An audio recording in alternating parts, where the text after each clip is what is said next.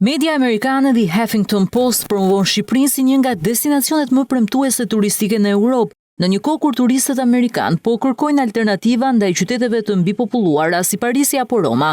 Në një artikull të autores Caroline Bologna, theksohet se për vitin 2026 pritet një zhvendosje interesi drejt destinacioneve në zhvillim që ofrojnë përvoja autentike dhe kosto më të përballueshme. Mes tyre, Shqipëria renditet nga The HuffPost në listën e 25 vendeve më të mira për pushime, duke u cilësuar si një nga perlat e fundit të fshehura të Europës. Ekspertja e udhëtimeve Esther Sasek vlerëson se viti 2026 pritet të jetë momenti kur Shqipëria do dalë përfundimisht nga hija dhe do të kthehet në një destinacion të njohur ndërkombëtarisht. Vëmendja kryesore i kushtohet Rivierës shqiptare, e përshkruar si një alternativë denjë Greqisë apo Kroacisë, me ujëra të kristalt, vijë bregdetare mbreslënse dhe peizazhe natyrore të paprekura. Sipas artikullit, ajo që e bën Shqipërinë veçanërisht tërheqëse është kombinimi i bukurive natyrore me çmime më të ulta dhe me fluks më të vogël turistësh.